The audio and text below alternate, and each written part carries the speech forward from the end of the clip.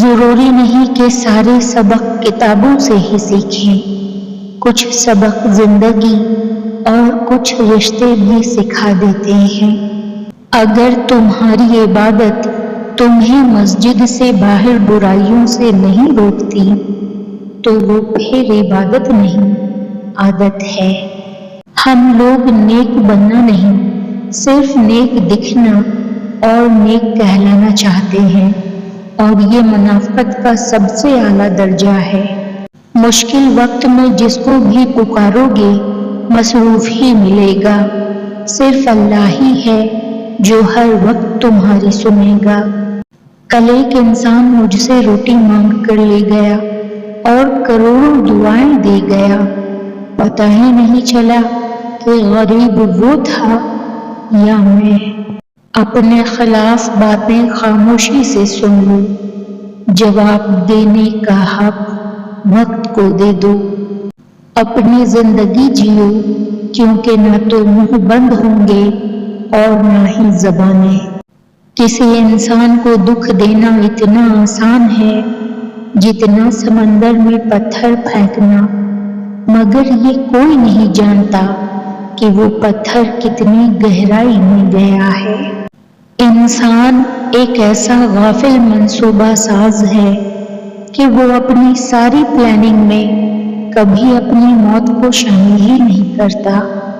انسان سب کو بھول سکتا ہے سوائے ان لمحوں کے جب اسے اپنوں کی بہت ضرورت تھی اور وہ دستیاب نہ تھے۔ وقت کی وقت پر قدر کریں، وقت کے پاس بھی اتنا وقت نہیں کہ آپ کو دوبارہ وقت دے سکے۔ غلط اور صحیح کا فیصلہ اللہ تعالیٰ پر چھوڑ دو۔ تم انسان ہو، انسانیت پر زور دو۔ پہلے شیشوں کے محل، پھر 2 گز زمین کے مالک۔ موت کا فرشتہ ایک پل میں جاگیر بدل دیتا ہے۔ ساری زندگی رکھا ہے بھرم بے فیض رشتوں کا، سچ پوچھو تو اپنے سوا کوئی اپنا نہیں ہوتا۔ کتنا دلچسپ ہوتا ہے وہ لمحہ جب آپ کے سامنے لوگ جھوٹ بول رہے ہوتے ہیں اور آپ حقیقت سے آشنا ہوتے ہیں۔ مرنے کے بعد جتنی زمین بادشاہ کو ملے گی اتنی ہی فقیر کو بھی ملے گی، لیکن حساب اعمال کا ہوگا۔ چھوٹی چھوٹی غیر متعلق باتوں میں الجھنا اور دنیا کے دل فریب مناظر سے محبوب ہونا اس بات کی علامت ہے کہ نہ تو آپ کی زندگی کا رخ طے ہے اور نہ ہی آپ کو اپنے منزل کا پتہ ہے۔ اگر پانی کو زبان مل جاتی تو وہ کئی لوگوں سے کہتا تمہیں چہرہ نہیں دل دھونے کی ضرورت ہے۔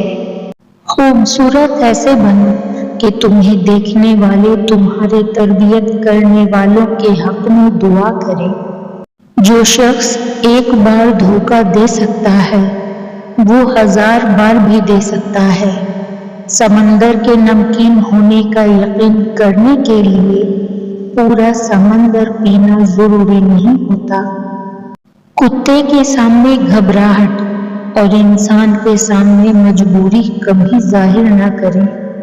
جوتے گھسیٹ کر بنائی گئی پہچان اور جوتے چاٹ کر بنائی گئی پہچان میں زمین آسمان کا فرق ہوتا ہے۔